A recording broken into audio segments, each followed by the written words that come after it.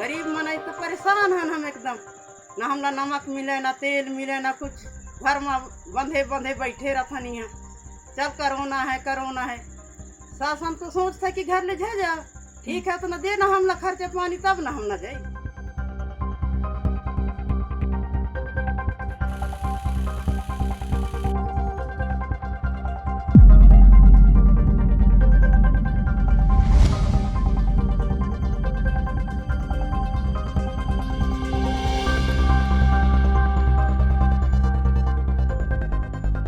नमस्कार दोस्तों, मेरा नाम है नीलेश मिश्रा और बहुत बहुत स्वागत है आपका हमारे इस नए शो में जिसका नाम है गांव कैफ़े। गांव कैफ़े एक और कोशिश है गांव कनेक्शन की कि गांव की आवाज़ को शहरी भारत तक, जो पॉलिसी मेकर्स हैं, नीति निर्धारक हैं, उन तक और उन सब लोगों तक पहुंचाया जाए जो गांव में रुचि रखते हैं, गांव से कुछ रिश्ता, कोई सरोकार रखते हैं। हमने एक बहुत बड़ी कोशिश शुरू की है गांव की आवाज़ को बुलंद करने की और हमने लॉन्च की है the rural report. The rural report एक श्रृंखला है, एक सीरीज़ है ऐसी रिपोर्ट्स की जो देश भर से लगातार हम सर्वे करेंगे, जिसकी फाइंडिंग्स आप तक लाएंगे, जिससे हमें उम्मीद है कि भारत में जो ग्रामीण भारत को लेकर नीतियां हैं, जो पॉलिसीज़ हैं, उन पर कुछ असर आएगा। जो उन नीतियों को बनाते हैं उनको एक बेहतर दृष्टिकोण, पर्सपेक्टिव मिलेगा और हमारी उम्मीद है कि इससे सकारात्मक असर ही होगा। इस बार हमने सर्वे किया है देश भर में 23 राज्यों में, 179 ज़िलों में और 25,300 रिस्पोंडेंट्स से बात करके। बहुत ही विशाल सर्वे है देश भर में। पहले हम और राज्यों में 28 राज्यों में करने वाले थे, लेकिन जैसे जैसे कंटेनमेंट जोन बढ़े तो उनकी परिधि थोड़ा सा घटती गई, लेकिन अपने आप में बहुत विशाल और अब तक का सबसे बड़ा और पहला राष्ट्रीय सर्वे है ये। और इसके बाद और सर्वे होते रहेंगे। इस सर्वे में हमारे पार्टनर थे और आगे भी हमारे पार्टनर रहेंगे। Centre for the study of developing societies Delhi में बहुत ही प्रतिष्ठित संस्थान है, अपने देश के अलग अलग मुद्दों पर लगातार स्टडीज़ और रिसर्च की हैं। और आज हमारे मेहमान हैं CSDS के डायरेक्टर संजय कुमार जी। संजय जी, बहुत स्वागत है आपका दिल्ली से। साथ ही हमारे गांव कनेक्शन के साथी हैं निधि जम्वाल, जो हमारी हेड ऑफ इंग्लिश डेस्क हैं, हमारी एनवायरनमेंट एडिटर भी हैं, मुंबई से ज्वाइन कर रही हैं। निधि, आपका बहुत स्वागत है। मिथिलेश धर हमारे चीफ रिपोर्टर हैं, जो हमारे गांव कनेक्शन हिंदी में हैं और भदोही में रहते हैं। आजकल वर्क फ्रॉम होम कर रहे हैं, तो वहाँ से जुड़े हैं। और भी साथी आज की चर्चा में जुड़ेंगे। बहस नहीं कहूँगा क्योंकि ये गांव कैफ़े में हम बहस नहीं करते हैं, ये टीवी नहीं है। हम सिर्फ एक सकारात्मक तौर पे बातचीत करते हैं ताकि कुछ नए रास्ते, नए जवाब निकलें, नए सवाल आएँ। तो हमारे साथ जुड़ेंगे बनारस से एम्ब्रॉयडरी मशीन के मालिक और डिज़ाइनर समीर, जो एक ज़मीनी दृष्टिकोण देंगे। इसके अलावा आर्थिक मामलों के जानकार हैं विक्रांत सिंह, वो हमसे जुड़ेंगे। और उम्मीद है कि हमारे एसोसिएट एडिटर अरविंद शुक्ला, जो हमारी हिंदी डेस्क को देखते हैं, वो भी हमारे साथ आएंगे। आज इस एपिसोड का विषय है लाइवलीहुड्स एंड हार्डशिप, जीविका और मुश्किलें। और हमने ये कोशिश की है इस सर्वे के दौरान कि जो अभूतपूर्व ये पिछले 3-4 महीने रहे हैं, एक ऐसा वक्त हमारे देश के इतिहास का और विश्व के इतिहास का जिसकी कल्पना भी नहीं कर सकते थे हम, और इसका बहुत गहरा असर सारे देश पर और और भारत में तो नागरिकों पर पड़ा है। लेकिन कहीं ना कहीं जो रूरल नैरेटिव है, जो गांव की कहानी है, वो इस पूरे किस्से में गायब थी।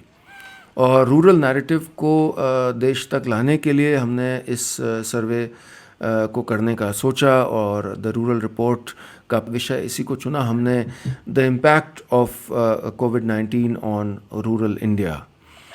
तो सबसे पहले तो मैं चाहूँगा कि संजय जी अगर आप कुछ बताना चाहें, हमने किस तरह से अप्रोच किया इसको, और इसके अलावा इस मुद्दे पर भी, लाइवलीहुड्स के मुद्दे पर भी अगर आप कुछ कहना चाहें। नीलेश जी, आपने इस बात का जिक्र किया कि ये सर्वे हमने देश भर में किया, लेकिन मुझे लगता है ये दर्शकों को बताना चाहिए कि ये सब अपने आप में एक बहुत व्यापक सर्वे है। लॉकडाउन के दौरान कई सर्वेज आए, छोटे-मोटे सर्वेज। मैं छोटे-मोटे इसी के लिए कह रहा हूँ कि कई सर्वेज कोई 1200-1500 लोगों का इंटरव्यू किया और उसके आंकड़े प्रस्तुत किए गए लोगों के पास। लेकिन ये एक देश भर में सर्वे है, 25,000 से ज़्यादा लोगों के आंकड़े इकट्ठा किए गए। तो अपने आप में सबसे व्यापक सर्वे है और इसके माध्यम से हम जनता की आवाज़, और खासकर वो जनता जो गाँव में रहती है, इसकी आवाज़ देश तक पहुँचाना चाहते हैं, देश के अन्य लोगों तक, सरकार तक पहुँचाना चाहते हैं। आपने इस बात का भी ज़िक्र किया कि इस पूरे लॉकडाउन में, पूरी महामारी में गाँव की कहानी कहीं न कहीं लुप्त होती जा रही थी। सारे विजुअल्स अगर आप टीवी में देखें तो वो शहरों के विजुअल्स थे। इन आंकड़ों के ज़रिए हम गाँव की कहानी जनता तक पहुँचाएँगे। आपने इस बात का ज़िक्र किया कि हमें गाँव की आवाज़ सरकार तक पहुँचानी है, जिससे गाँव के लोगों की जो समस्याएँ हैं, सरकार उस पर ध्यान दे। सर्वे के आंकड़े वो माध्यम होंगे, वो ज़रिया होंगे, जिस माध्यम के थ्रू गाँव की आवाज़ हम लोगों तक पहुँचाएँगे, सरकार तक पहुँचाएँगे। कई बार हम कहते हैं कि लोगों को बड़ी दिक्कत हुई, लेकिन कि बहुत सारे लोगों को दिक्कत हुई। सर्वे के आंकड़े इन बहुत को नंबर्स में ट्रांसलेट करेंगे। ये बताएँगे बहुत का मतलब है 70% या 30%, बहुत क्या है? क्योंकि ये बहुत सब्जेक्टिव बात होती है। तो मुझे लगता है अपने आप में बहुत बड़ा सर्वे है। जी, बहुत शुक्रिया। मिथिलेश, आप ने बारीकी से हमारी फाइंडिंग्स को देखा है और इन पर रिपोर्टिंग भी करते आए हैं लाइवलीहुड के मुद्दों पर। आप कुछ फाइंडिंग्स हमें बताना चाहेंगे जो सर्वे से निकल के आई हैं इस विषय पर? बिल्कुल सर, जैसा कि अभी आप भी बता रहे थे कि गांव पे, रूरल इंडिया पे इसका व्यापक असर पड़ा है। अगर हम नंबर्स की बात करेंगे, जो हमारी सर्वे की फाइंडिंग है, उसमें लगभग 44% लोग ऐसे रहे जिन्होंने ये कहा कि लॉकडाउन के दौरान लगभग 3-3.5 महीने का जो एक पीरियड था, उसके दौरान उनका काम पूरी तरह से बंद रहा। ये जो हम काम की बात कर रहे हैं, इस काम में किसान भी हैं, बड़े व्यवसायी भी हैं, छोटे व्यवसायी भी हैं, राशन की दुकान चलाते हैं वे भी हैं, जो नाविक हैं, जो बनारस के घाटों पे नाव चलाते हैं, वे भी साथी सर। सर्वे में शामिल लगभग 34% लोग ऐसे रहे जिन्होंने कहा कि पूरी तरह तो नहीं, लेकिन हमारा काम काफी हद तक बंद रहा। इसके अलावा 15% लोग ऐसे भी रहे जिन्होंने कहा कि लॉकडाउन के दौरान कुछ दिन, कभी दिन अंतराल पे जो है उनका काम बंद रहा, और 5% लोग ही ऐसे रहे जिन्होंने कहा कि उनके काम पर इस दौरान कोई प्रभाव नहीं पड़ा। तो ये जो मोटा मोटी जो हमारी सर्वे की फाइंडिंग है, अगर आप इसको मिला, हम इसको ऐड करके देखेंगे तो लगभग 78% लोग ऐसे रहे जिन्होंने ये कहा कि लॉकडाउन के दौरान उनका काम पूरी तरह बंद रहा या प्रभावित रहा काफी हद तक। पहले से ही कठिनाइयों का सामना हम करते आ रहे हैं, क्योंकि महंगाई इतनी चरम सीमा पर है कि ग्राहक दुकान के अंदर कदम रखने से कतराता है। उसे ये लगता है मैं आखिर ये सामान खरीदूंगा तो कैसे। एक मज़दूर है, वो उसको दिहाड़ी 150-200 रुपये मिलती है। अब वो दुकान के अंदर आता है तो वो 4 बार कहता है भैया इतनी की नहीं खरीदूंगा, इतनी खरीदूंगा। और जब से लॉकडाउन लग गया तब से तो हम लोगों की हालत इतनी बदतर हो गई है कि हम 2 वक्त का खुद के लिए खाने के लिए, ये समझ लिए बड़े कष्ट से 2 वक्त का खाना जुटा पा रहे हैं। दुकान का किराया है 13,000 रुपये प्लस लाइट का। हम कर्ज लेकर दूसरे से दुकान का किराया चुकाए हैं। इस समय तो हम लोगों की बड़ी ही बुरी कंडीशन है, इतनी ज़्यादा कंडीशन ख़राब है कि हम किसी से अपना दर्द बयान नहीं कर सकते हैं। सरकार हमारे लिए कुछ नहीं करती है, सिर्फ अनदेखी होती है हम लोगों की। वादे तो बहुत होते हैं कि दुकानदारों के लिए ये किया जाएगा, वो किया जाएगा, लोन मिलेगा, ऐसा वैसा। पर जब बैंक जाओ तो बैंक कर्मी कहते हैं आपके लिए कुछ नहीं है, हम आपको लोन नहीं दे पाएंगे, सरकार की तरफ से आपके लिए लोन का कोई प्रावधान ही नहीं है। तो हम लोगों की तो बड़ी बुरी कंडीशन है। शायद हमें ऐसा लगता है आने वाले समय में हम यहाँ नहीं बैठे होंगे और हम भी फावड़ा लेकर मजदूरी करते हुए दिखाई देंगे। ये बिनकारी काम था जो 22 मार्च के बाद से बंद है अभी तक, और तब से बंद है, तब से हम लोग समझ लीजिए इसी तरह खा 2 महीने तो आराम से गुजर गए, पैसा था कुछ तो चल रहा था। उसके बाद की स्थिति इतनी ख़राब हो गई कि मशीन को हमें काट के बेचना पड़ा अपना एक, और जो मशीनें 2 लाख 2.5 लाख में आती हैं नहीं, उसको हम लोगों ने 30,000 में बेचा। मेरी बीवी की भी तबीयत खराब है, उसके पीठ की थैली में जो तो पीठ में वो है पथरी, उसका इलाज भी करना था। दर्द के मारे चिल्लाती हैं, बच्चे हमारे हैं छोटे छोटे, उनको हम खिला नहीं पाते हैं। 3 लड़कियां हैं मेरे पास, बच्चे कमाने वाले कोई नहीं है, तो इसी से हमारा गुजारा चलता था। अब स्थिति इतनी ख़राब हो गई है कि हम लोग के खाने के पास ये सोचना पड़ता है, एक बिला खाते हैं तो दूसरे के बारे में सोचना पड़ता है। बच्चों लॉकडाउन में बहुत ही ज़्यादा समस्या किसानों को आई। जैसे सब्जियां थी, सब्जियों को सबसे पहले तो सब्जियां बिकना बंद हुई, उनको पहले ख़त्म करा, फिर वापस गेहूं में दिक्कत आई, उनको मंडियां नहीं कर पाए हम। हार्वेस्टिंग कराई तो हार्वेस्टर वालों को पैसे देने की भी दिक्कत आई, मंडियां नहीं हुई तो सब तरह से दिक्कत है। और गरीबों को और ज़्यादा दिक्कत है, किसान काश्तकार को तो आई यही, उससे ज़्यादा गरीबों को भी दिक्कत है, उनको भी सारे धंधे बंद हो गए, उनको भी पैसे किसानों द्वारा पैसे दिए जा रहे थे, उसमें दिक्कत आई। विक्रांत, आपसे मैं जानना चाहूँगा कि आप कैसे देखते हैं इन आंकड़ों को, और इन आंकड़ों को क्या आप कोई चेहरे देना चाहेंगे? क्या आप बताना चाहेंगे कुछ किस्से जो हमने देखे हों, आसपास सुने हों? क्योंकि ये इन नंबरों के पीछे करोड़ों असली चेहरे हैं भारतीय लोगों के। तो आप कैसे देखते हैं इस मुद्दे को और इन नंबर्स को? शुक्रिया नीलेश जी। सबसे पहले आपको, आपकी गांव कनेक्शन की टीम को ऐसे एक देशव्यापी रोजगार जैसे संवेदनशील और गंभीर विषय पर ऐसे एक देशव्यापी सर्वेक्षण के लिए मैं बहुत बहुत बधाई देता हूं। और जिस तरीके से अभी मिथिलेश जी ने आंकड़ों का जिक्र किया कि 44%, 34% और एक तीसरा हिस्सा कि 44% लोगों ने कहा कि बुरी तरह से व्यापार बंद रहा, और साथ ही साथ इस पूरे रोजगार संकट में जो प्रवासी मजदूरों के रूप में अर्थव्यवस्था में एक रिवर्स माइग्रेशन दिखा है। मैं चूंकि अभी अपने गांव में हूं तो इसको बहुत एक जमीनी स्तर पे बता सकता हूं कि गांव में लोगों की खपत, लोगों की जरूरत पे होने वाली खपत में एक बड़ी गिरावट देखी जा रही है, और यह अर्थव्यवस्था के दृष्टिकोण से कहीं से भी सही नहीं है। क्योंकि जो प्रवासी मजदूरों का अर्थशास्त्र था, या जो लोग शहरों में काम करके पैसे घर भेजते थे, जिनके रोजगार चले गए, जिनके जो प्रवासी मजदूर वापस लौट आए, उनकी एक अच्छी खासी हिस्सेदारी भारतीय अर्थव्यवस्था में होती है, और यह तकरीबन 30% हिस्सेदारी है कुल भारतीय अर्थव्यवस्था की खपत में। तो यह गांव से ही मैं देख पा रहा हूं कि लोग अपने खपत में कटौती कर रहे हैं, लोग जरूरी सुविधाओं को चुनना शुरू कर दिए हैं कि ये मेरे लिए जरूरी है, ये मेरे लिए जरूरी नहीं है, इस पे मुझे खर्च करना है, इस पे मुझे खर्च नहीं करना है। और ये स्थिति अर्थव्यवस्था में एक व्यापक और एक लंबी मंदी के संकेत दे रहे हैं। अगर चीज़ों को बहुत जल्द ठीक नहीं किया गया, लोगों को वापस रोजगार में नहीं भेजा गया, तो ये मेरा अपना एक व्यक्तिगत आकलन मैं अपने गांव में देख पा रहा हूँ कि अर्थव्यवस्था में किस तरीके से मांग और खपत गांव स्तर पे भी लगातार सिकुड़ती जा रही है। राहुल, आप कुछ कहना चाहेंगे इस विषय पे? धन्यवाद नीलेश जी, आपका बहुत आभार, आपने बात रखने का मौका दिया।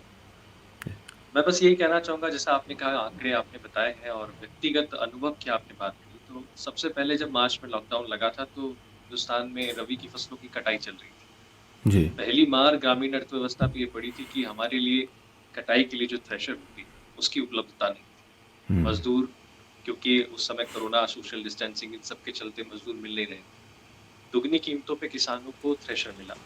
इसके बाद पुलिस ने मनमानी वसूली करी, जैसा कि अमूमन होता है कि आप कहाँ जा रहे हैं, क्यों जा रहे हैं, क्योंकि एक इंसान घर से निकलता है थ्रेशर ढूंढने के लिए, आज भी चलन यही है गाँव में। तो वो मार हमने झेली। कोरोना काल में जब तुलाई हुई तो तुलाई के लिए लंबी लंबी लाइनें लगाई गई, सोशल डिस्टेंसिंग के चलते हमारे नंबर लेट आते थे, और नंबर आने के बाद भंडारण की उपयुक्त व्यवस्था और ढुलाई न होने के चलते बारदाने की कमी बता के 8-8 दिन तक लाइन रोकी गई। वो मार हमने कोरोना काल में झेली, और कोरोना का ही वो डर था जिसके चलते ना हम आंदोलन कर सकते थे, ना हम हमारी बात किसी पटल पर रख सकते थे, केवल सोशल मीडिया पे ट्विटर फेसबुक खेलते रहे, जिसका कोई प्रभाव खासा इस हिंदुस्तान की राजनीति में पड़ता नहीं है, हम अच्छी तरह जानते हैं। दूसरा प्रभाव ये पड़ा कि जो फल साग सब्जी के किसान थे उन पे सबसे ज़्यादा प्रभाव पड़ा था दूध उत्पादक किसानों को। फल, साग, सब्जी और दूध एक ऐसे उत्पादन है जिनका रोज़मर्रा की ज़िंदगी में उपयोग होना अति आवश्यक है और उनकी रोज़ बिक्री होती है। जब लॉकडाउन लगा तो सरकार ने साफ स्पष्ट मना कर दिया कि आसपास के ग्रामीण अंचल के लोग जो शहरों में, कस्बों में जाके अपनी सब्जियां बेचते हैं, अपना दूध बेचते हैं, अपने फल बेचते हैं, वो नहीं जाए। मांग बार-बार चलती रही कि साहब उनको जाने दीजिए, उन्होंने नहीं जाने दिया। हुआ क्या? किसान का प्याज 2 रुपए किलो खरीदा गया और भोपाल, इंदौर इन शहरों में वो 25 से 30 रुपए किलो उस समय बिक रहा। किसान को ये डर दिखाया गया कि कोरोना है, आपकी सब्जी को कोई हाथ नहीं लगाएगा, शहर में कोई खरीद नहीं रहा है, हमारे फल फिके। टमाटर जैसी सब्जी ट्रैक्टरों से भर के किसानों ने अपने ही खेत में दफन कराई। ये कोरोना की बात थी। इसके बाद इसी कोरोना काल में सरकार ने मंडियों का निजीकरण कर दिया। ये सब काम बाद में भी हो सकते थे, लेकिन मंडियों का निजीकरण करने से मैं मध्य प्रदेश के लाइव उदाहरण आपको दे रहा हूँ। जी। हमारे यहाँ 8,62,000 हेक्टेयर में मक्का होती है। मक्का की 1720 रुपए कीमत लगभग क्विंटल थी, लेकिन 500 रुपए से 600 रुपए में मक्का इसी कोरोना काल में बिका। मक्का सरकार ने खरीदा ही। इसी प्रकार जो अभी ग्रीष्मकालीन मूंग आई, उसका लगभग 4,90,000 हेक्टेयर का हमारे यहाँ रकबा है, जिसमें 3 लगभग बहुतायत में ग्रीष्मकालीन मूंग होती है, लेकिन वो भी सरकार ने समर्थन मूल्य पे ये कह के नहीं खरीदी कि भंडारण की व्यवस्था नहीं है, अभी गेहूं खरीदा था वो रखा। एक के बाद एक सरकार कोरोना का पूरा लाभ ले रही है और ग्रामीण अर्थव्यवस्था इस तरह चरमरा गई है कि जैसे कि भाई साहब विक्रांत सिंह जी ने बताया, पलायन करके जो मजदूर ग्रामीण व्यवस्था का हिस्सा बने हैं, उनके भोजन की व्यवस्था उनके ही घर वाले कर रहे हैं। पूरी ग्रामीण अर्थव्यवस्था किसान उसका मुख्य ध्रुवीकरण है। किसान की जेब में पैसा होता है तो वो राशन की दुकान पे जाके तेल, नमक, मिर्च, साबुन लेने जाता है। जब किसान के पास ही पैसा नहीं रहा तो उन दुकानों के पास कोई नहीं है। उन दुकानों की अर्थव्यवस्था बिगड़ गई तो उनके बच्चों की फीसें तक जमा नहीं हो पाई। आज कोरोना के चलते हालत ये है कि प्राइवेट स्कूल कोई फीस माफ नहीं कर रहे। सरकार भी कह रही है कि आप जो आपकी एजुकेशन की जो मुख्य फीस होती है उसको आप लीजिए, लेकिन किसान के पास पैसा नहीं है। हमारे मध्य प्रदेश में अभी भी गेहूं और चने की तुलाई का पैसा नहीं आया और सरकार के पास हर बात के लिए एक अच्छा उदाहरण है करुणा। नीरज जी, आपको जान के हैरानी होगी, कोरोना की आड़ में मध्य प्रदेश में 70% कृषि का बजट कम कर दिया गया। आप आंकड़ा देखिए, पिछले वर्ष हमारे पूरे मध्य प्रदेश का कुल बजट था 2,33,000 करोड़। इस वर्ष कोरोना के चलते 28,000 की कटौती की गई और 2,05,000 करोड़ कुल बजट है मध्य प्रदेश का। लेकिन पिछले साल जो हमारा 46,500 करोड़ का कृषि बजट था, जो कुल बजट का 20% था, उसको घटा के 5% की गया, वो महज 12,500 करोड़। मतलब कुल बजट में कटौती 28,000 करोड़ की और कृषि बजट में कटौती 34,000 करोड़ की। अब सवाल करें तो किससे करें? सवाल करने जाते हैं तो कहते हैं कोरोना है, आप घर पे बैठिए, आप आंदोलन नहीं कर सकते। तो आवाजें दबाई जा रही हैं, शोषण जारी है और किसी के पास इस सवाल का जवाब नहीं है। मध्य प्रदेश के गृह मंत्री जी ने कल ही कह दिया कि सरकार आपके लिए फ्री वेंटिलेटर, फ्री ऑक्सीजन दे सकती है। जनता अपने भरोसे, अब हम लॉकडाउन नहीं लगाएंगे, आप अपना ख्याल स्वयं। तो ऐसा कह देने से किसी को रोजी रोटी मिल जाएगी। और जो भी सरकार अपनी घोषणाएं कर रही है कि 20 लाख करोड़ का पैकेज, वो जमीनी स्तर पे कहीं नहीं दिख रहा है। मनरेगा से खेती किसानी को जोड़ने का भी एक सुझाव दिया गया था कि पलायन वाले मजदूरों को कम से कम वहां रोजगार मिल जाए, लेकिन उसका भी कुछ देखने को नहीं आ रहा है। कुल मिला के जो अधिकारी हैं जिला स्तर के, वो पूरे समय इसी में व्यस्त हैं कि कोरोना का लॉकडाउन कौन तोड़ रहा है, हम उसको पकड़ें, उसको अंदर करें। इस बीच जो भी घटनाक्रम, जो भी आजीविका पे प्रहार हो रहे हैं, उसको गंभीरता से ना तो प्रशासन ले रहा है, ना शासन ले रहा है। शुक्रिया राहुल। मिथिलेश, आप कई राज्यों से जुड़ी हुई रिपोर्टिंग करते हैं इन मुद्दों पर। जो भी राहुल ने बताया है मध्य प्रदेश की कहानी, क्या ऐसा ही परिदृश्य और बहुत से राज्यों में है आपके आकलन में? बिल्कुल सर, राहुल अभी जो बता रहे थे, अगर आप देखेंगे तो कमोबेश यही स्थिति हर राज्यों में रही है। ये स्थिति बस मध्य प्रदेश में नहीं रही। अगर हम मक्के की बात कर रहे हैं तो बिहार में जो मक्का होता है वहाँ भी यही हाल रहा। वहाँ भी कीमत जो है, जो सरकार की तय रेट है, MSP रेट है, उससे आधी की कीमत पे बिकी। हम यूपी की ही बात कर लें, अपने लखनऊ से सटे हुए जो जिले हैं, बाराबंकी हो गया, सीतापुर हो गया, वहाँ से हमने तमाम ऐसी खबरें की कि लोग जो है टमाटर फेंक रहे थे सड़कों पे, बैगन तोड़ नहीं रहे थे क्योंकि उनको बेचने के पास, उनके लिए बेचने के पास मंडी नहीं थी। हमने उससे बात भी की, हमने सरकारी जो वहाँ के अधिकारी हैं, जो प्रशासन लोग हैं, उनसे भी बात की, क्योंकि सरकार ये बार बार दावा कर रही थी कि किसानों के लिए कोई रोक टोक नहीं है, वे मंडी में जाएं और बेचें। लेकिन किसान ये लगातार कहते रहे कि हमको मंडियों में नहीं जाने दिया जा रहा है, हमको रोका जा रहा है, हमको पीटा भी जा रहा है पुलिस द्वारा। तो इस डर से उन्हें लगा कि मार खाने से बेहतर है कि जो नुकसान हो रहा है उसको सह लिया जाए। तो ये लगभग हर राज्य में रहा। हमने इस दौरान कर्नाटक में भी बात की, हमने दूध के जो बड़े उत्पादक किसान हैं कर्नाटक में, केरल तक में हमने बात की, वहाँ भी लगभग यही हाल रहा। जो दूध के किसान हैं, जो दूध के कारोबारी हैं, उनको दूध की कीमतों के संघर्ष करना पड़ा। सब्जी के जो व्यवसायी हैं, जो किसान हैं, उनको भी दिक्कत हुई, वो किसी भी राज्य में रहे हों। निधि जमवाल हमारे साथ जुड़ी हैं, हमारी हेड ऑफ इंग्लिश डेस्क हैं। निधि, आप कुछ फाइंडिंग्स शेयर करना चाहेंगी इस मुद्दे से जुड़ी, या कुछ और पर्सपेक्टिव? जी नीलेश जी, जो बात हम अभी जैसे स्टेट्स की कर रहे हैं, जो सर्वेज हमने डेटा जो है CSDS ने एनालाइज किया है स्टेट वाइज भी, उसमें कुछ चीज़ें जैसे आई हैं, जैसे हरियाणा में हमें पता चला है कि 75% जो रिस्पोंडेंट्स हमारे रहे हैं, 75 रिस्पोंडेंट्स ने हमें ये बोला कि उनका जो इस समय जो था काम जो था पूरा कंप्लीट स्टैंड स्टिल था। मतलब जो हम बात करें 75% ने बोला है बिल्कुल काम उनका बंद रहा है। उसी तरह से जम्मू कश्मीर और लद्दाख जो यूनियन टेरिटरी है वहां पे भी 71%, लाइक 7 in 10 पीपल ने हमको बोला है कंप्लीट स्टैंड स्टिल जो था, उन्होंने इसका जवाब दिया है। और उसी में ही जो एक और बात निकल कर आ रही है कि जिनका काम, जिन पे सबसे ज्यादा अफेक्ट हुआ है, जिनका काम स्टैंड स्टिल हुआ है, वो सबसे ज्यादा अनस्किल्ड लेबरर्स हैं। 64% जो आए हैं हमारे पास में अनस्किल्ड लेबरर्स हैं, उन्होंने बोला कि उनका काम जो है बिल्कुल पूरी तरह से बंद है। तो अनस्किल्ड लेबरर्स का भी इस पे सबसे ज्यादा जो है असर पड़ा है। सिमिलरली जो एक और आंकड़ा बहुत इंपॉर्टेंट निकल कर आया है वो ये आया है कि जो फार्म लेबरर्स का सेक्टर है, 83% ने हमें ये बोला है कि प्री लॉकडाउन के हिसाब से उनके लॉकडाउन के समय सबसे ज्यादा इनकम जो है काम बंद होने के कारण ड्रॉप हुई है। तो वो फार्म लेबरर्स की जो हम बात करते हैं कि जो लोग जमीन जिनके पास अपने है नहीं और वो एज ए लेबरर काम करते हैं, तो उन पे सबसे ज्यादा मंथली जो उनकी इनकम ड्रॉप हुई है काम बंद होने के कारण, उन पे सबसे ज्यादा असर पड़ा है। अरविंद शुक्ला गांव कनेक्शन में एसोसिएट एडिटर हैं, हमारी हिंदी टीम को लीड करते हैं। अरविंद, आप बहुत ही काबिल ग्रामीण रिपोर्टर भी हैं, खेती के मुद्दों पर ख़ास नज़र रखते हैं। आपका क्या सोचना है आजीविका और उससे जुड़ी मुश्किलों के बारे में इस पूरे वक्त में जो हुई है? बिल्कुल सर, ये रहा कि जैसे ही अमित से मिथिलेश अभी बता रहे थे कि किस तरह से लोग प्रभावित हुए, तो मैं एक अलग सेक्टर पे आप लोगों को नजर आ रहा था कि जो जब लॉकडाउन शुरू हुआ तो ये सबको ये लग रहा था कि जो क्योंकि असर शहर पे ज्यादा है, गांव खुले हुए थे, वहां लोग काम कर रहे थे, उससे ज्यादा पाबंदियां नहीं थी, मारपीट जो फुटेज आ रही थी। हमने लॉकडाउन को गंभीरता तब लिया जब लेबर्स बाहर निकले, जब दिल्ली, मुंबई, राजकोट, सूरत से निकले, तब हमने उसको लेना शुरू किया। लेकिन जैसे जैसे वो बढ़ते जा रहे थे गाँव की तरफ, कुछ मीडिया हाउस जो उनको फॉलो कर रहे थे, हम लोग नींव में से थे जो हमने उनके साथ हजारों किलोमीटर का सफर किया। उनके कहते करते जब हम गाँव तक साथ में पहुंचे हैं तो वहां क्या देखते हैं कि उनके साथ कैसे आर्थिक मुश्किलें आई हैं। तो सबसे बड़ा सेक्टर जो यहाँ प्रभावित हुआ, जिसका मतलब जिक्र किया था, वो था जो पेरिसेबल आइटम वाले लोग थे, जो खेती जुड़े हुए लोग थे, जो ये एक बहुत बड़ा सेगमेंट है जो सब्जी उगाता है। ऐसी वस्तुएं जो अगर उनको कोल्ड स्टोरेज वगैरह में ना रखा जाए जो खराब हो जाती हैं। हाँ, उसमें फल आते हैं, उसमें सब्जियां आती हैं, और इसका बहुत बड़ा ट्रेड, मतलब बहुत बड़ा मार्केट है, और करोड़ों लोग इससे सीधे जुड़े हुए हैं। एक किसान है वो भी थोड़ी सब्जी उगाता है, एक जो कारोबारी ठेले वाला है वो भी सब्जी उगाता है। इसमें तो जब वो शुरुआत के जो पहला लॉकडाउन 17 मई तक जो करीब का था, उस दौरान सबसे अधिक दिक्कत हुई वो इनको हुई।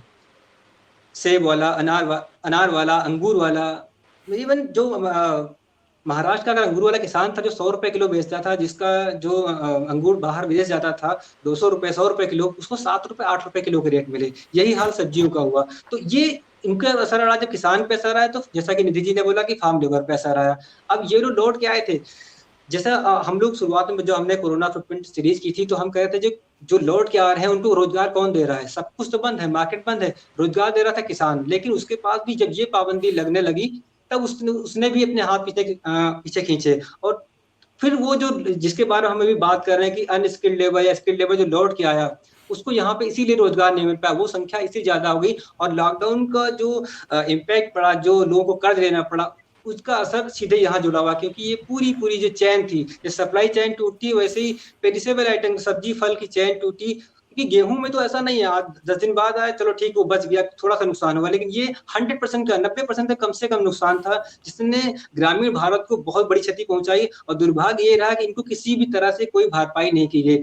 मैं राहुल पे वापस आऊँगा। राहुल, अक्सर किसान को एक उद्यमी के रूप में नहीं देखा जाता। एक ऐसा व्यक्ति जो एक सर्टन उसकी इनपुट कॉस्ट होती है और वो जो अपने जो प्रोडक्ट है वो बेचता है और उसमें अक्सर नुकसान होता है या बहुत फ़ायदा तो कभी होता ही नहीं। तो अभी जो घटनाक्रम रहा मार्च से अब तक का, अगर आप आम जो शहरी हमारे दर्शक हैं, क्योंकि हमारा एक बहुत बड़ी कोशिश ये भी है कि हम शहरी भारतीयों को गांव की बेहतर समझ करवाएं। कई चीज़ें जो है उनको नहीं समझ आती। तो अगर आप स्टेज वाइज हमें बताएं कि मार्च से अब तक चाहे वो इनपुट कॉस्ट्स हों, चाहे वो हार्वेस्ट हो, चाहे वो बेचने का, क्या चरणवार स्टेप बाय स्टेप आपकी नज़र में समस्याएं आई किसानों को? देखिए नीतीश जी, चरणवार अगर हम बात करें और ग्रामीण परिवेश को शहर के जो बुद्धिजीवी वर्ग है उसको समझाने के लिए या सरल भाषा में मैं बताऊं तो सबसे पहले किसान अपनी बोनी करता है, दुनिया जानती है किसान बोनी करता है, उगाता है। और जिस समय लॉकडाउन लगा था, जैसे मैंने पूर्व में कहा, उस समय कटाई का समय था, यानी फसल पक के खेतों में तैयार थी। वो समय होता है जब हम खुशी में झूमते हैं कि भाई फसल लहला रही है, चलो काट लेते हैं। लोकगीत बने हैं, लोकगीत बने हैं, हमारे यहाँ पूजाएं होती हैं, बुंदेलखंड में अलग अलग तरह के पर्व बनाए जाते हैं। तो उसमें कटाई के समय जब हार्वेस्टिंग में हमारी दुगनी रेट लगी, अगर मान के चलिए 600 रुपये घंटा है, अगर किसी ने हमसे 800, 900 और 1000 रुपये घंटा ले लिया, 400 रुपये बढ़ा दिया, 1200 रुपये ले लिया, तो वो प्रति बोरी पे जो यानी 40 किलो की बोरी पे यानी प्रति क्विंटल पे अगर हमारा जो इनपुट कॉस्ट है वो बढ़ गई। इसके बाद जब कटाई हो गई, उस पूरे सिनेरियो से हम निकल आए, तो हमको इसी कोरोना काल में अगली फसल यानी रबी खरीफ की फसल के लिए अपनी बोनी के लिए खेत को तैयार करना था। और आपको ये जानना चाहिए कि ये वो फसल थी जिसमें हम धान की फसल लगाते हैं, सोयाबीन की फसल लगाते हैं। तो धान के लिए खेत तैयार करने में बड़ी मेहनत लगती है। अब जब इनपुट कॉस्ट बढ़ने की बात आई तो समय से हमको ना तो खाद मिला, ना डीएपी यूरिया जो मिलना चाहिए वो खाद नहीं मिला। इसके बाद बीज जो थे उनका प्रमाणीकरण नहीं हो पाया। अमूमन हमारे पास समय होता है, हम घूम के देख के कि भाई कौन अच्छा बीज दे रहा है, जो बीज उत्पादक सोसाइटी है उनसे लेते हैं। अभी क्या हुआ कि हमको बस भरोसा करना पड़ा। उसने कहा साहब मेरे पास बीज है, उसने बोला फलाना बीज है, हमने लिया, बो दिया। आप यकीन मानिए इसके चक्कर में लाखों एकड़ जमीन किसानों की बर्बाद। अकेले एक जिले का उदाहरण तो विदिशा में 1000 हेक्टेयर भूमि बर्बाद हो गई। सोयाबीन की फसल लगाई, अंकुरित ही नहीं हुआ, वो नुकसान किसान का हुआ। वो इसी क्योंकि वो सही बीज नहीं ढूंढ पाए, देख परख के। हमारे पास समय नहीं था, हम अपने रिश्तेदारों से, नातेदारों से, जो मिला वो ले लिया। जो नेटवर्क होता है उसमें वो जाता है कि भाई इस बार किसके पास बीज आया। और हमारी कोशिश ये रहती है कि जिसका बीज पिछली बार अच्छा उग चुका है उसी से एक बार भरोसा हो जाता है कि हम ले लें।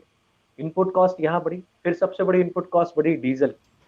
सबको पता है कि इस बार हिंदुस्तान में डीजल पेट्रोल को पीछे छोड़ गया। तो थ्रेसिंग में भी डीजल लग रहा था, यहाँ ट्रैक्टर से जब बोनी हुई, हकाई जुताई होनी थी, तब हमारा डीजल लगा। इसके बाद हमारे यहाँ खेतों में लाइट की थोड़ी प्रॉब्लम रहती है। भले ही सरकार कोई भी दावे करे, रात को 2 बजे लाइट देते हैं फसलों में पानी छोड़ने के लिए, तो जब दिन के समय हमें जरूरत पड़ती है किसी चीज के लिए, उसमें हमको डीजल लगा। इसके बाद अभी मध्य प्रदेश का हाल ये है कि यहाँ बारिश बहुत कम है, तो पलेवा करने के लिए यानी जब बतर होती है खेती में तब बीज बोया जाता है, लेकिन वो नहीं है तो हमको दिन में जनरेटर का इस्तेमाल करना पड़ेगा, मोटर चलानी पड़ेगी, उसके लिए डीजल लगा, वो हमारा इनपुट कॉस्ट बढ़ गया। और इस कोरोना काल में हर चीज महंगी है। वो संसाधन ऐसा नहीं है कि किसान केवल खेती करता है तो वो तेल, नमक, मिर्च, साबुन, दंत मंजन इनका इस्तेमाल नहीं करता होगा, वो भी करता है साहब, उसका जीवन है। क्या है कि आपने जो बात कही, मैं हमेशा जब कहीं भी जाता हूँ यही बात कहता हूँ कि शहर और गांव में बहुत बड़ा अंतर है।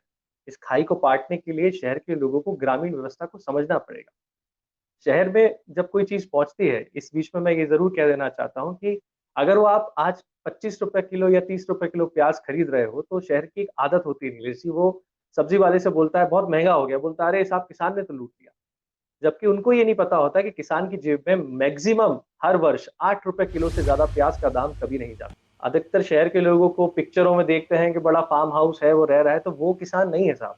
वो जमींदार लोग हैं जो समय के साथ बच्चे पैदा होते गए उनके घर में, तो 100 एकड़ जमीन थी तो 2 भाइयों में 50-50 एकड़ हो गई, तो वो लैंडलॉर्ड्स है, वो किसान नहीं है, छोटे तबके का किसान। और जैसा कि हमारे अरविंद भाई बता रहे थे, बहुत बड़ा तबका हिंदुस्तान में ऐसा है जो खेतीहर मजदूर है और बटिया किसान, उनकी सबसे बुरी हालत हुई, क्योंकि दिनेश जी वो दूसरे के खेत को कॉली कहते हैं, हमारे कॉली पे लेते हैं।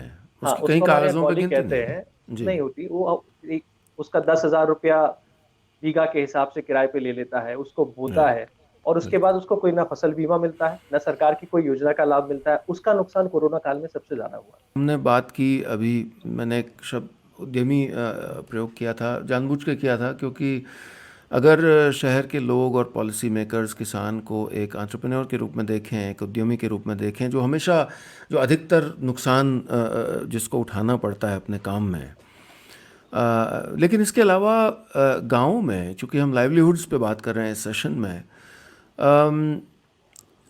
और लाइवलीहुड के तरीके अधिक हैं नहीं एक तो, लेकिन अब इस वक्त में जो बहुत से लोग वापस आ गए हैं, लाखों लोग वापस आ गए हैं, तो आगे आप कैसे देखते हैं कि क्या नए अंकुर फूटेंगे जीविका के स्तर पर, और आप आगे का रास्ता कैसे देखते हैं? मिथिलेश, आप इस पे कुछ कहना चाहेंगे? तो एक तो ये है कि एक बहुत बड़ी आबादी लौट के आई है शहरों से गाँव में, और सरकार ने, अगर हम छोटे मोटे जो मझोले उद्योग हैं, अगर हम MSME की ही बात कर लें, तो उसको फिर से पटरी पर लाने के लिए या उसको नुकसान से बचाने के लिए सरकार ने एक भारी भरकम बजट का भी ऐलान किया था। तो इन्होंने कोशिश की है, अगर मैं इसमें जो एग्जाम्पल अगर मैं जोड़ूं, जैसे कि अभी हम लोगों ने पिछले महीने बनारसी साड़ी पे लगातार स्टोरी की थी बनारस से, तो जो बजट सरकार से पास हुआ है, मैं 50 बुनकरों से मिला जो बनारसी साड़ी के कारोबार से जुड़े हैं, जो व्यापारी भी हैं, उन तक कोई मदद नहीं पहुंची है। सरकार ने कहा कि हमने 20 लाख करोड़ रुपए का इंतजाम भी किया है। उसमें अगर हम MSME की ही बात कर लें, तो सरकार ने कहा था कि 3 लाख करोड़ रुपए का अतिरिक्त लोन दिया जाएगा उनको, जो MSME से जुड़े हुए व्यापारी हैं, और काफी किफायती दरों पे ये लोन दिया जाएगा। लेकिन जब हम उनसे मिले, उनसे हमने बात की, उनसे पूछा, तो उन्होंने कहा कि ना तो हमें ऐसी कोई जानकारी है, और ना तो अभी तक हमें कुछ ऐसा कहा गया है कि हम आपको नुकसान से उबार करने वाले हैं। तो जो लोग पहले से जमे हुए हैं, उनके रूरल एरियाज हैं या भदोही में जो कालीन कारपेट का काम होता है, तो ज्यादातर ये काम तो रूरल एरियाज में है, ग्रामीण क्षेत्रों में है। उसी गांव के लोग जो कालीन का काम पहले से करते आए थे, उनका काम पूरी तरह चौपट है। अब एक बड़ी आबादी लौट के आई तो है, लेकिन मुझे नहीं लग रहा कि मनरेगा के सिवा अभी तक उनके पास वही काम है। सबसे बड़ी चुनौती ये है कि जो काम पहले से हैं, उनको कैसे बचाया जाए। जी बिल्कुल। कोई और इस पे कुछ विचार रखना चाहेगा? अरविंद, निधि? हाँ बिल्कुल, मैं ये जोड़ना चाह रहा था कि अभी हमने, जैसे राहुल कह रहे थे या फिर मिथिलेश ने जोड़ा, और हम लोग बात कर रहे थे कि एग्रीकल्चर का सेक्टर बुरी तरह प्रभावित हुआ, लेकिन कई सारे सेक्टर ऐसे रहे, कई सारे एक वर्ग ऐसा है जो कहीं गुणा भाग में है ही नहीं, नंबर में उसको जोड़ा ही घटाया नहीं जा सकता। जैसे कि पिछले कम से कम 4 से 4.5 महीने हो गए जब से जो नाई का जो काम करते हैं, उनकी जो आमदनी है वो 90% गिर गई होगी अगर जोड़ा जाए। जो लोग घरों में जो लोग काम करते हैं, जो हाउस हेल्प थी, उनके यहाँ जो लोग पहले 10 घरों में काम करते हैं, उनके पास सिर्फ 2 दिन का है जो कपड़े प्रेस करने वाला है, क्योंकि लोग इतना पहले, एक तो आमदनी कम हुई है, उन्होंने अपने खर्चों पे रोक लगाई है। तो जो ऐसी तरह के लोग थे जो असंगठित पूरी तरीके से, जिनका कोई एसोसिएशन नहीं है, जिनके बारे में कहीं बात नहीं करते हैं, उन लोगों पे इस दौरान इसका असर पड़ा है। और जब हम, जैसे मैं खुद भी जब ट्रेवल कर रहा था, दिल्ली से गए या फिर लखनऊ से बिहार तक गए, या फिर जब मैं मध्य प्रदेश गया, दूसरी जगह थे, हमें सबको लग रहा था कि जो लौट रहा है वो लेबर है, उसी निर्माण श्रमिक है या फिर सड़क पे काम करने वाले। ऐसा नहीं था, उसमें 10 से 12 हजार रुपए, 15 हजार रुपए जो महीने कमाते थे वो लोग भी थे, और जिनके अब यहाँ पे, जैसे निधि जी बता रही थी कि स्किल्ड और अनस्किल्ड लेबर की इतनी बड़ी संख्या है, इसमें सबसे अधिक जो प्रभावित हो वो यही है, और वहां से लौट आया है, उसके पास काम नहीं।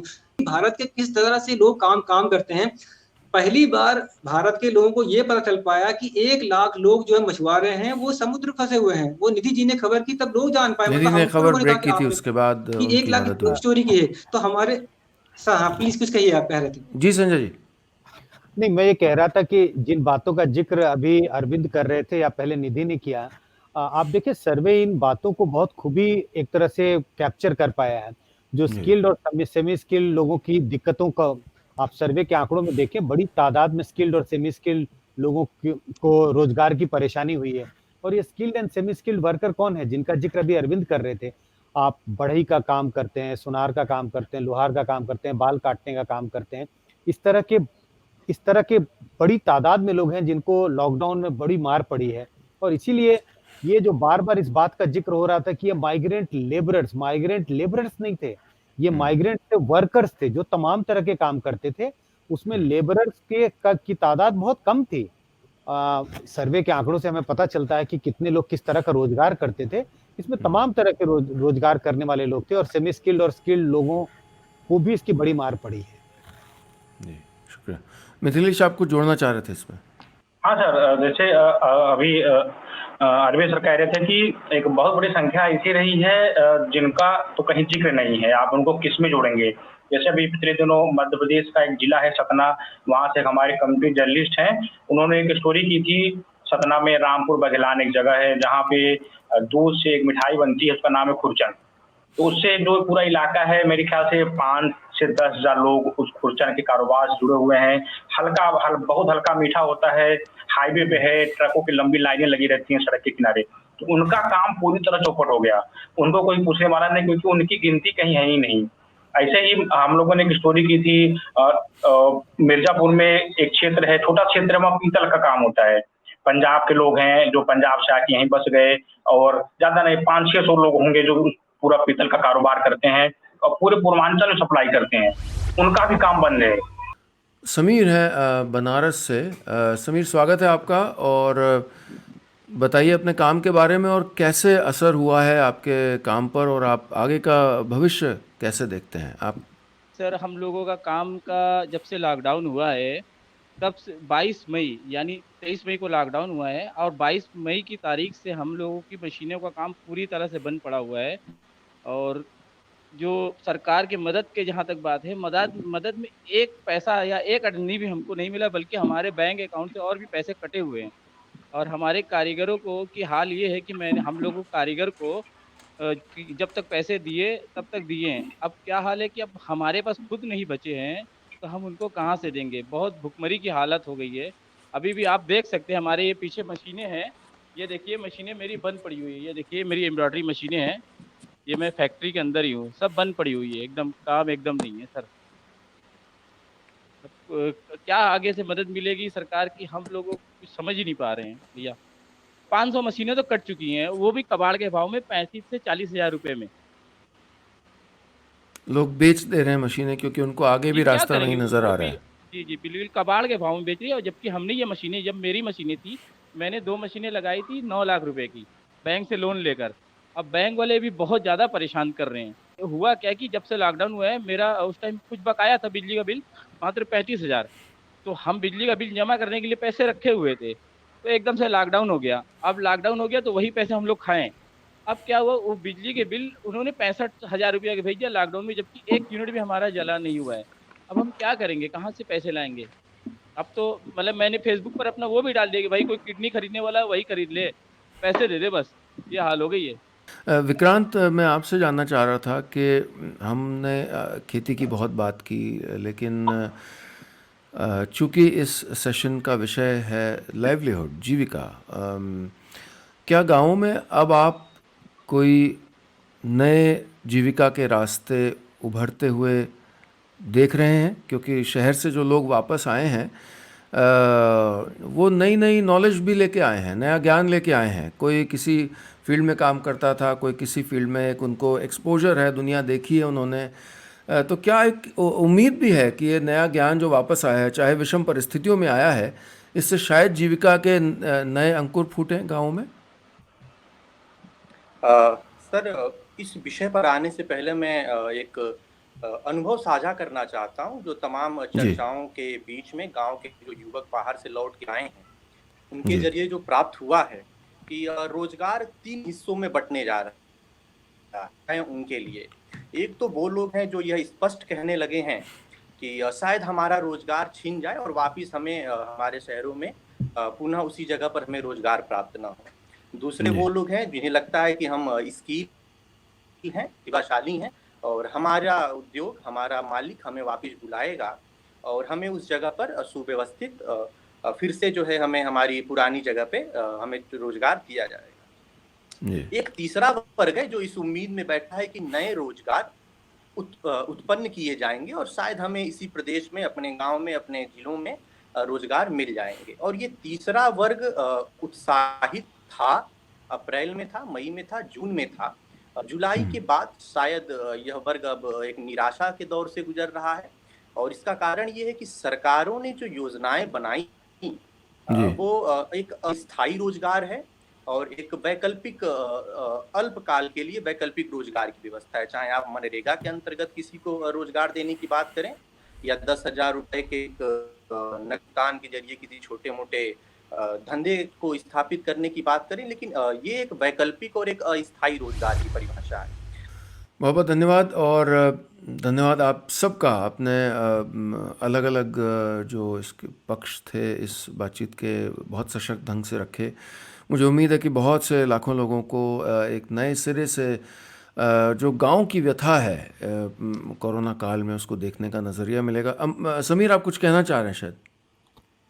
जी सर, मैं ये कहना चाह रहा हूँ कि हमारे एरिया में, जबकि हमारा जो एरिया लगता है ना, यहाँ पर जो सांसद और जो विधायक भी हैं ना, वो इसी केंद्र सरकार और इसी राज्य सरकार से आते हैं और हमारे जो इस गली की हालत ऐसी है सर कि अगर आप इस एरिया में आएंगे, मिथिलेश जी हमारे पास आए हुए हैं, एक बार उनसे पूछ लीजिएगा कि यहाँ पे मतलब कोई अच्छा आदमी आने की हिम्मत भी नहीं करेगा। इतनी गंदगी, इतनी पॉल्यूशन होता है, इतने कचरे होते हैं, गलियां कच्ची हैं, पानी भरे रहते हैं, नाले बहते रहते हैं। कुछ मतलब कहने का मतलब कि हम लोग कारोबार से परेशान त्रस्त तो नहीं है। अगर हमारे एरिया का डेवलपमेंट भी हो जाएगा तो कम से कम कोई अच्छा आदमी इधर आएगा, कुछ हो सकता है कि कारोबार चल जाए। अब तो क्या है कि हम तो ऐसा हालत कर दिए हैं कि हम तो कह रहे हैं कि भाई हमारी ही किडनी कोई ले ले, हम वो भी बेचने के लिए तैयार हैं बस, क्योंकि हालत बहुत खराब है सर, बता नहीं सकते। कपड़े तक, कुछ लोग तो ऐसे हैं जिनको चप्पल खरीदने के लिए पैसे नहीं है। हमारे फेसबुक में डाला हुआ था, मैंने भी काफ़ी मदद की थी जब शुरुआती लॉकडाउन लगा था। वो ये नहीं सोच रहा था कि इतना लंबा लॉकडाउन लग जाएगा। अब हम खूब इतनी मदद कर रहे थे, आज की डेट में ये हालत हो चुकी है कि हम दूसरे के मददगार के तलबगार रह गए। हमारे पास अब कुछ चाहते हैं कि कोई मदद कर दे, हालत ये हो चुकी है। तो हम लोग कब तक सर ऐसे स्ट्रगल करते रहेंगे? ये हम आपको एक बात बता रहे हैं, मैंने जब कारोबार शुरू किया था 2005 में, उस टाइम माननीय अटल बिहारी वाजपेयी जी की सरकार थी। उस टाइम हम साड़ियों का कारोबार करते थे जो बुनकरों में गिनी आ जाती थी, ये एम्ब्रॉयडरी मशीन नहीं लगाई थी। तो उस टाइम क्या हालत हुई कि उस टाइम मतलब इतना कारोबार स्पॉट बंद हो गया, सब कुछ खत्म हो गया। तो हम लोग की वो हालत हो गई कि भीख मांगने जैसी नौबत आ गई। मैं एक व्यापारी होके मैं दूसरी जगह जॉब करने चला गया, यहाँ से छोड़ के चला गया हम पंजाब, अमृतसर में। वहाँ मैं 10 साल था, फिर मैं इसमें थोड़ा स्ट्रगल करके कमाया, काफ़ी अच्छी सैलरी थी मेरी। वहाँ से फिर यहाँ की मशीनें लगाई और फिर ये भाई अब इनकी सरकार फिर आ गई, फिर हम लोग वही सड़क पर आ गए। अब तो ये मतलब उस टाइम तो थोड़ा छोटे होते थे तो थोड़ा हिम्मत थी, अब तो इतनी हिम्मत नहीं कि किसी से कुछ मांग सके। और हम लोग मिडिल क्लास के लोग हैं, हम लोगों की हिम्मत ही नहीं किसी से कुछ कहने के लिए, शर्म आती है हर चीज़ करने के लिए। तो थोड़ा सा हम लोगों पर कोई अगर केयर कर दे, कोई भी पार्टी, हम कोई पार्टी के पक्ष या विपक्ष में नहीं है, हम लोग को कोई भी पार्टी आके हम लोगों के लिए मदद करे तो हम लोग के लिए वही सबसे बड़ा भगवान है, वही सबसे बड़ा खुदा है। राहुल, आप कुछ कहना चाह रहे थे? जी नीलेश जी, क्लोजिंग कमेंट्स मैं इसमें जी मैं बस ये कहना चाह रहा था कि जब समाधान की बात हो रही थी कि जो जितना भी प्रवासी मजदूर गांव में आए हैं उनको हम किस प्रकार खपा सकते हैं, तो मनरेगा का मुझे नहीं लगता कि उसमें सभी लोगों को खपाया जा सकता, लेकिन एक योजना ऐसी है अगर उसका सही से क्रियान्वयन किया जाए, जो है कृषक उत्पादक संगठन यानी फार्मर प्रोड्यूसर कंपनी की, जिसमें नाबार्ड 3 साल में उस कंपनी को बनाने के लिए पूरा खर्चा उठाता है और 10 लाख का लोन भी देता है। एक ऐसी योजना है जिसमें किसान ही उसका एंटरप्रेन्योर होता है। जब आपने उद्यमी की बात करी तो इसमें एंटरप्रेन्योर बन के कृषि पर आधारित जितने भी सूक्ष्म उद्योग, लघु उद्योग होते हैं, उनको किसानों को खोलने के लिए पर्याप्त राशि भी उसमें है, लेकिन बशर्ते उसका क्रिया अनुपालन जो है अगर सही से कराया जाए तो नौजवान किसान साथी उसमें उद्यमी के रूप में आगे आके कृषि पर आधारित उद्योग लगा के खरीदी का, विक्रय का, खाद बीज कीटनाशक के तमाम काम जो अभी तक व्यापारी करता था उसमें आगे आ सकते हैं। ये एक रोजगार का अवसर आज परिवर्तित हो सकता है अगर उस और सरकार सही तरीके से ध्यान दे और उसका अनुपालन सही तरीके से हो पाए। जी, बहुत बहुत शुक्रिया। तो आप सारे साथी का बहुत शुक्रिया। संजय जी, हम तो इस सफ़र में लगातार इस श्रृंखला में जुड़े रहेंगे। आंकड़ों के ज़रिए जो ग्रामीण भारत की अनकही कहानी है उसको हम कोशिश करते रहेंगे पॉलिसी मेकर्स, नीति निर्धारकों तक और जो शहरी भारतीय हैं उन तक लाने की, ताकि कुछ सकारात्मक पॉजिटिव बदलाव आए। राहुल राज, समीर, विक्रांत, संजय जी, मिथिलेश, अरविंद, निधि, आप सबका बहुत बहुत शुक्रिया। और अगला इसका जो भाग रहेगा द रूरल रिपोर्ट का, उसमें हम एक और नए विषय को टटोलेंगे और हमारी जो फाइंडिंग्स बताएंगे।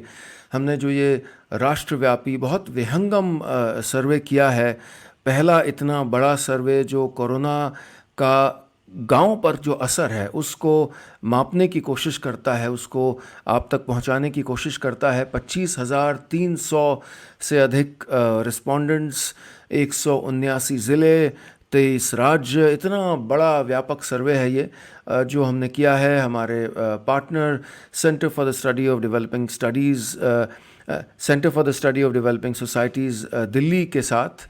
और उम्मीद है कि आप आने वाले जो हमारे बहुत से और आंकड़े हम रिलीज़ करने वाले हैं वो आपको कुछ नया बताएंगे, कुछ नया सोचने पर मजबूर करेंगे। और उम्मीद है कि पॉलिसी मेकर्स को इतनी जानकारी देंगे कि कुछ गांव की ओर उनका नज़रिया और बेहतर हो और परिष्कृत हो और इसका एक सकारात्मक बदलाव ज़मीन पर दिखे।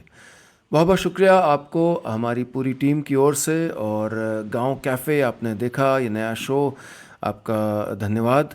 और हम अगर आप इस सारे आंकड़ों को दोबारा देखना चाहें या विस्तृत रूप से देखना चाहें तो चले आइएगा हमारे इनसाइट्स के वेबसाइट ruraldata.in पर, RURALDATA.in। और गांव कनेक्शन के ज़रिए हमारा जो प्लेटफॉर्म है उसके ज़रिए गांव से जुड़ी बहुत सी और कहानियां हैं, जानकारी है, लोगों के अपने अपने विचार हैं, वो पढ़ने, देखने, सुनने के लिए चले आइए www.gaonconnection.com पर, जो URL आपको इस वक्त स्क्रीन पे लिखा हुआ दिख रहा है। सोशल मीडिया के ज़रिए आप हमसे जुड़ सकते हैं और बनाए रखिए आपका और हमारा ये गांव कनेक्शन।